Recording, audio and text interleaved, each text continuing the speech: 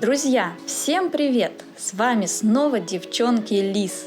И мы продолжаем изучать Припятскую медико-санитарную часть номер 126. Сегодня мы с вами посмотрим, что же осталось от инфекционного отделения спустя 35 лет после аварии. Прогуляемся по его жутковатым кабинетам и коридорам. А также заглянем в родильный корпус, где появлялись на свет маленькие припятчане.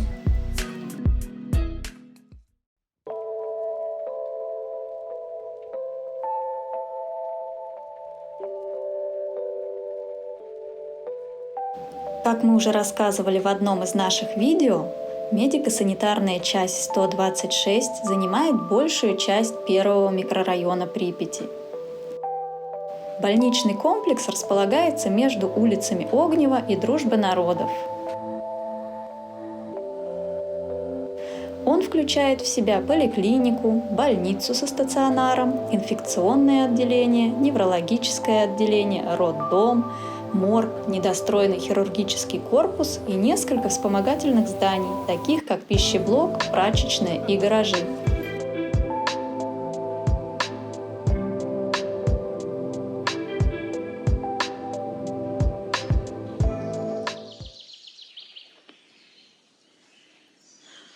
Сейчас мы находимся на заднем дворе инфекционного отделения. Как видим, фасад уже рушится, и первый этаж, кладка кирпича уже посыпалась, здание в аварийном состоянии. Сейчас посмотрим, что там внутри.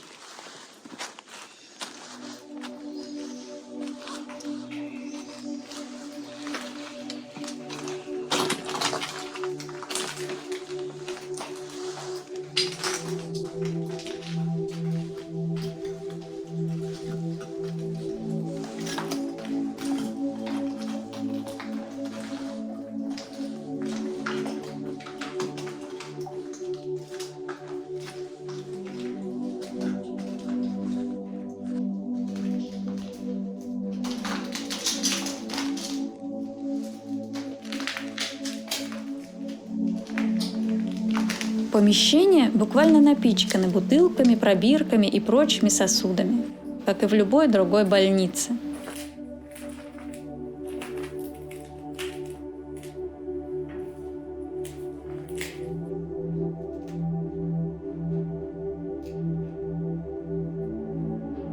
Поразительно, но многие медикаменты сохранились и до наших дней.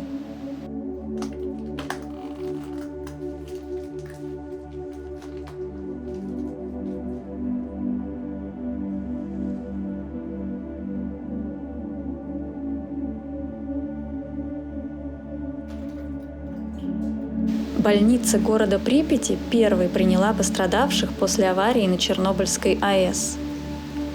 Именно здесь, как нигде, наиболее остро ощущается весь трагизм и масштабы Чернобыльской катастрофы.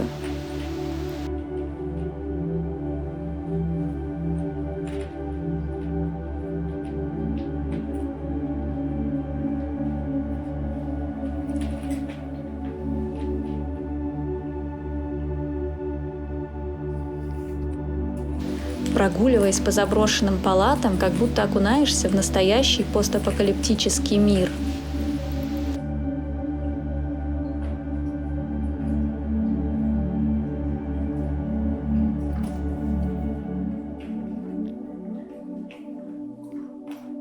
Здесь чувствуется невидимое, но постоянно ощущаемое дыхание той страшной ночи 26 апреля 1986 года, разделивший мир жителей города и работников станции на «до» и «после».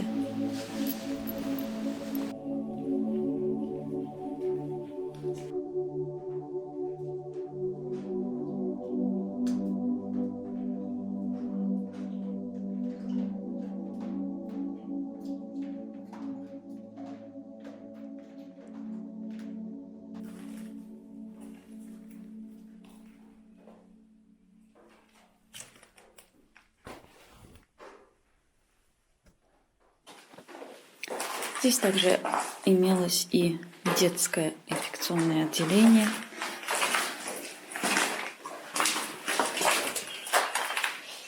Судя по этим кроваткам маленьким, здесь лежали когда-то детки.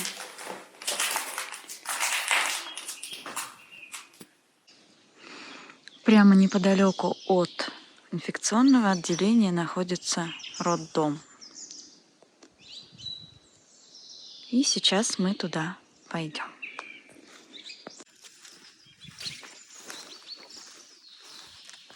Очень повезло со временем года. Это весна, конец марта. Зелени еще нет. И можно в полной мере увидеть все здания.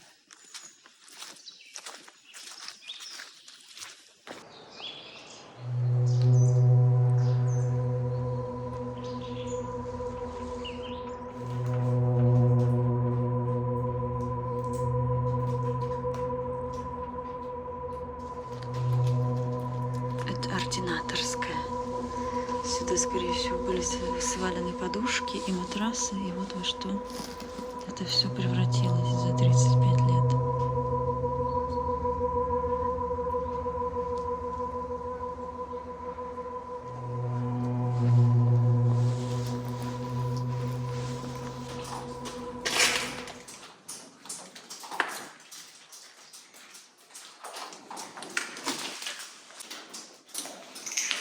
Наверное, это была процедурная.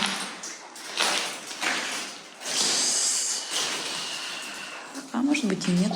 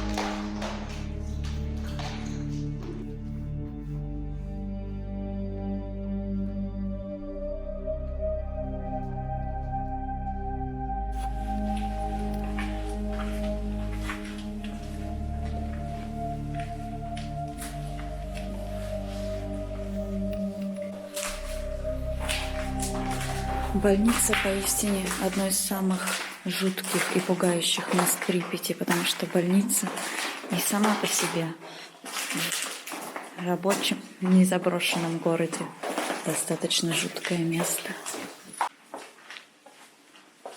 Роддом находится в более лучшем состоянии, чем инфекционка. Во-первых, потому что он панельный и многоэтажный.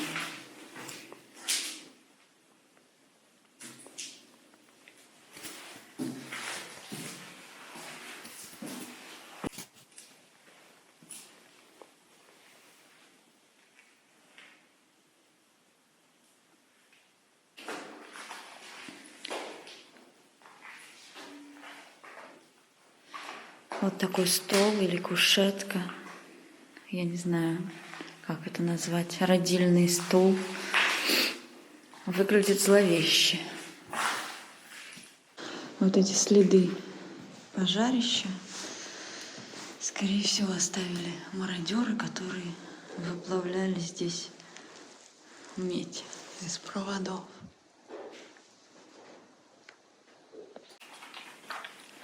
Как мы можем видеть, второй этаж родильного отделения выглядит не так благополучно и сохранно, как на первом этаже. Здесь уже все течет, крыша обваливается, фальш-потолок обваливается.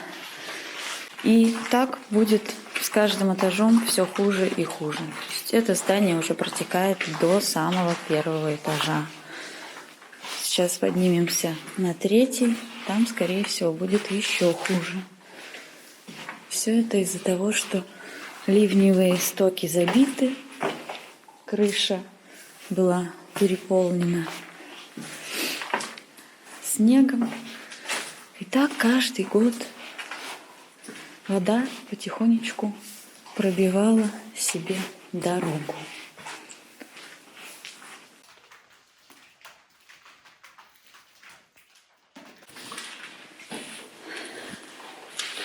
Сейчас мы находимся на 3-м этаже.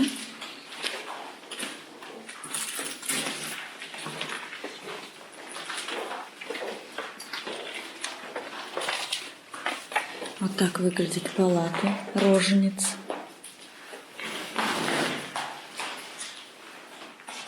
Сколько здесь коек? Раз, два, три. На 5 человек.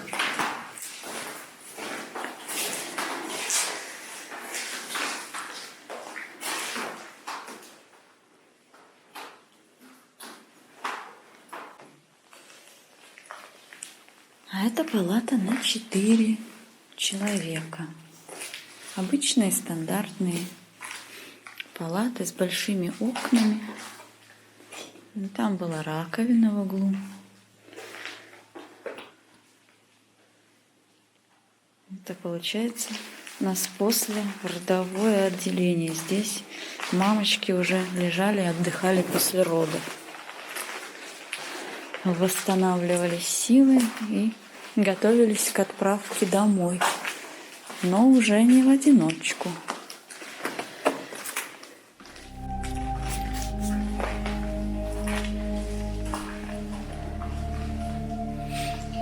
Смотровая.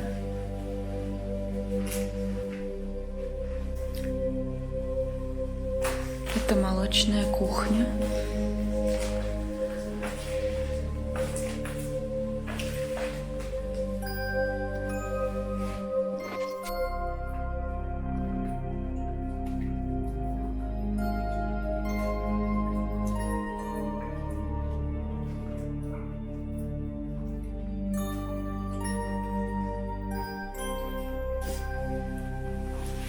Это уже детская. Здесь груднички лежали. Я так понимаю, тоже по палатам по 4 штуки. Здесь 4 маленьких кроватки. Уже не 4.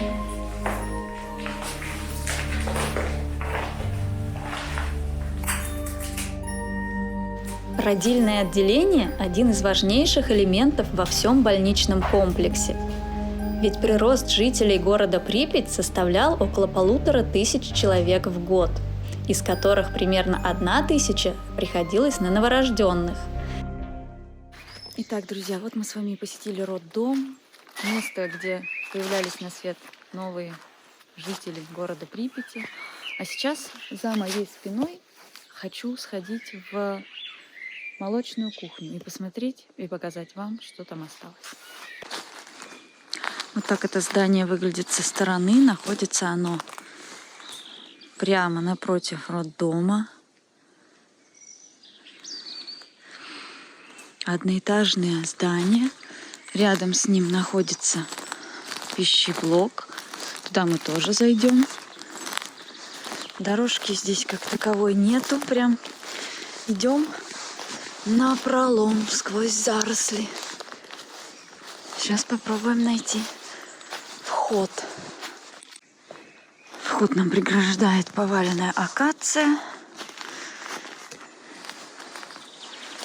Но мы препятствий не боимся. Двигаемся напролом.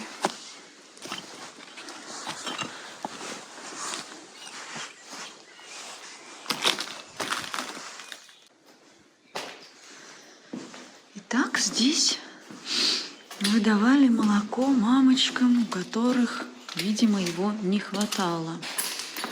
Куча маленьких бутылочек.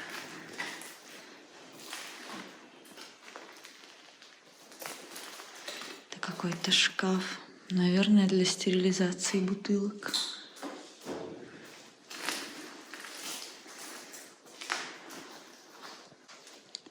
Здесь находилась плита, или даже несколько. Тоже какой-то агрегат. Друзья, кто знает, что это такое, пишите, пожалуйста, в комментариях. Потому что я не имею представления. Еще и вот с таким вот круглым затвором. И вот так же он выглядит с этой стороны. Может быть, это печь какая-то. Может быть, еще что-то. Так что, кто знает, напишите, пожалуйста.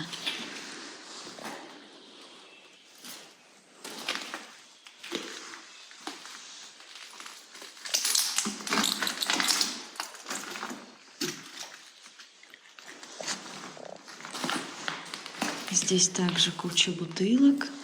Тоже такой же шкаф, который я предположила, что для стерилизации бутылок, но теперь я уже в этом сомневаюсь.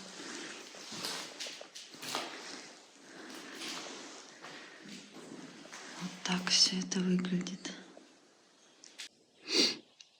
А это, я так понимаю, молодым мамам на заметку, как приготовить кашу и как приготовить блюдо из мяса для своего новорожденного.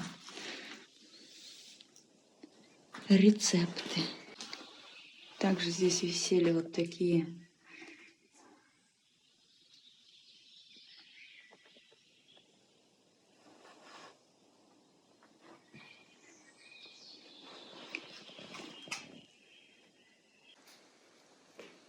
молочный цех. Итак, из молочной кухни мы попадаем вот в это здание. Пищеблок. Здесь готовили еду для всех, кто находился в этом больничном комплексе. Вход в это здание также зарос. Возможно, там с другой стороны есть какой-то более нормальный залаз. Но мы пойдем вот отсюда с торца.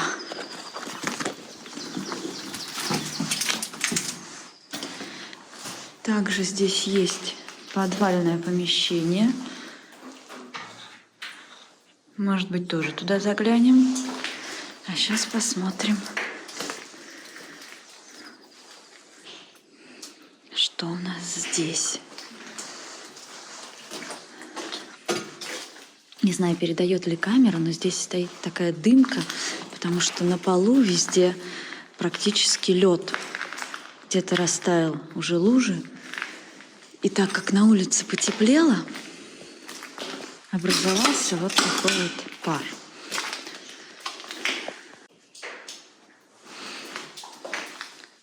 Это у нас пароконвектоматы, печи. Все необходимое оборудование для того, чтобы приготовить полезную еду для всех.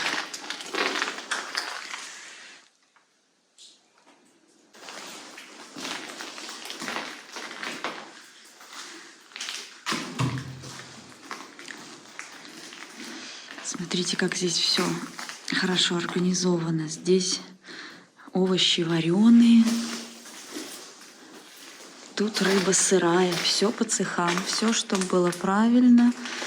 Товарное соседство соблюдено для того, чтобы приготовить вкусную, здоровую пищу, чтобы больные люди, которые здесь лежат, поправлялись, набирались сил. Мясо вареное. Множество разных приспособлений, печей. Вот здесь, наверное, были духовки или печи. Что это?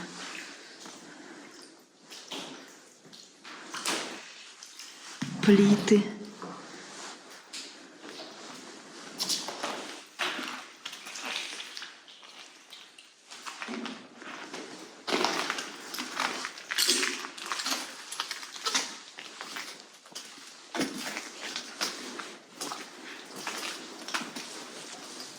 Здание совсем небольшое. Пойдемте спустимся вниз.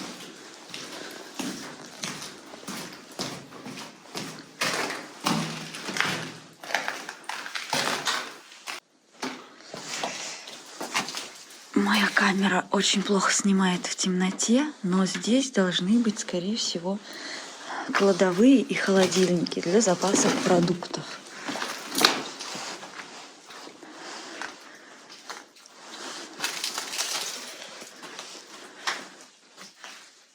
Да, вот дверь. И здесь хранили мясо, рыбу. Ну и все необходимые продукты. Здесь так холодно.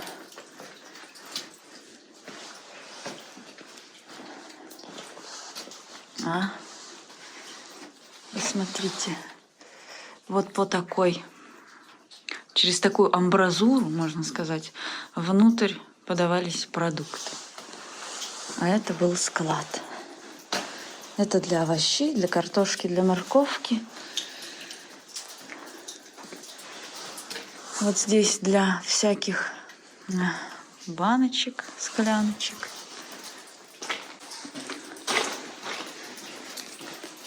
Также здесь можно было эти продукты помыть. Вот в этой ванной, например, картофель. Там тоже, скорее всего, была какая-то помывочная. Но это уже вентиляция. Все, пойдемте на выход.